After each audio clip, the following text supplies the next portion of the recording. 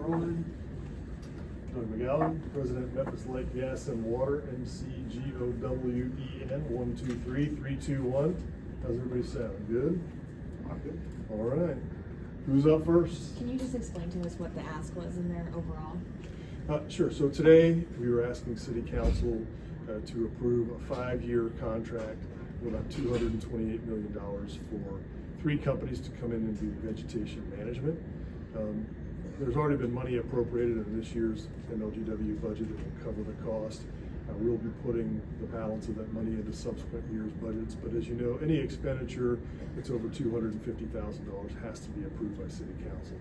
These contracts have already been approved by the Memphis Light Gas and Water Board of Commissioners, and so it's part of the course that I have to come and ask for permission of council for this expenditure of funding.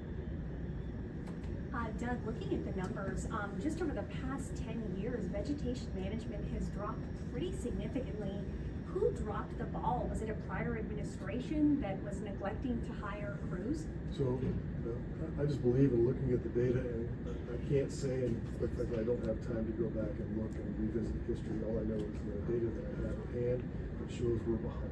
And you're right to say that we have not met the measure over a number of years. And so my job is to make sure that we do that going forward correctly. And that's what I intend to do with these 3 contracts, is to get us back on 3-year cutting cycle. The dollars that are being spent were part of the rate hikes as part of LNGW Way Forward, correct? That is correct. So the original rate hikes that were in 2018 allowed about $1.2 billion of funding generated for the things that you saw today, for vegetation management, for grid modernization, for some of the smart grid components that we have.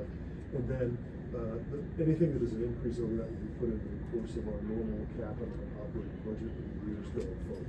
If those rate hike requests had been approved in earlier years, because they were asked for in 17, 18, and then eventually passed in 19 and 20, would we be farther along as a community?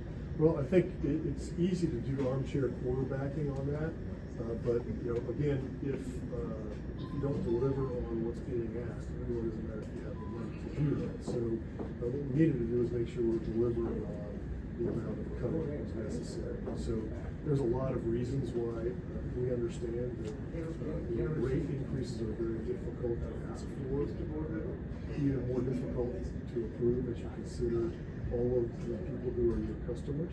But I think it was said today, it is very important to understand that you have to have the funding to reinvest into the system. It's very much like your car. You can continue to drive it for 20,000 miles without an oil change, but eventually you'll pay for that down the road. And that means you have to expend some money along the way to make sure you're keeping the maintenance up on the system. So, and that's just what's been in short supply. As our community has continued to grow, we haven't had necessarily the rate increases to go along with inflation. So our dollar has been eroded in its power over time. One thing I really wanted to ask was how far behind the tree trimming are we? Because you said some areas over 7 years. Sure, that's right. We think some of the areas haven't been really trimmed in like 7 to 8 years in some areas. Others have been trimmed since then, but just not with as much volume as we need to get the entire system done. So you saw the numbers on there. 600 miles, 500 miles, 190 miles, against the goal of 1,300 miles. And then the data that we showed all the way back to 1997 shows that there's only a few years that we came close to the 1,300. So it's an accumulation of vegetation overgrowth. If you live in the Midtown or the older parts of Memphis, you'll see that a lot of the backyards, if you live in some of the areas of Shelby Forest, out of the Millington area, lots of those areas have vegetation overgrowth. And then anywhere you live, if there's trees near the overhead, you see trees intersecting with the power lines pretty regularly. So we've got to get back to a regular cutting cycle that will dramatically improve reliability. And how long is that going to take? So 3 years. So I'm hoping they'll approve it on consent agenda tonight, and then we'll get our contractors moving forward to begin cutting this fall. And then it'll take 3 years to be back on the 3-year cutting cycle. We'll just do a third of it this coming year and a third next year, a third the year after.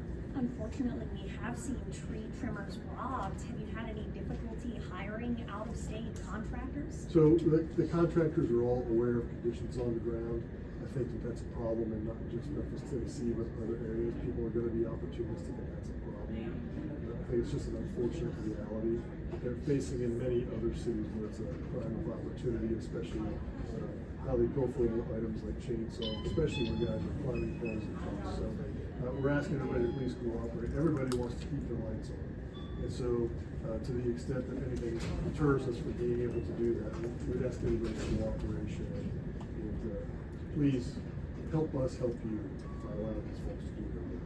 Is it feasibly possible to provide security? Is that asking a lot or? Memphis Lake Gas and Water does have a professional security force, and we are aware of where all of our crews are working. And so you might not always see our MLW security crews, but we definitely have them. We coordinate with MPD, and we know where all of our crews are working. So I'll just leave it at that. And I apologize if you mentioned this already, but Mhm. when you mentioned fall, if it's approved on the consent agenda, Yeah. would you start in those areas where that are 7 years behind? Absolutely. We will start in the areas that need it the most. And so we'll start in the neighborhoods. We divided the city into 3 basic areas so that the contractors all have their separate area.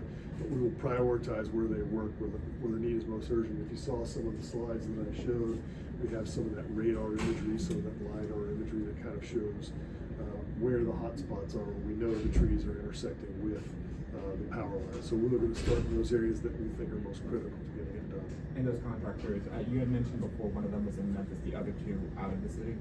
They all may have headquarters in other areas, but ABC is one of the contractors that was drawn a blank on the other 2 names right now, but they have a presence here. The other contractors have a presence here too. I'm just not sure where their hometown headquarters is off the top of my head. They may not be a Memphis company, but they definitely have a presence and crews here, operations here year round. Any other questions? There was one question one of the council members had asked how old some of this infrastructure was. Someone brought up that Orange Mound, 80 years old. Sure. Can you confirm that?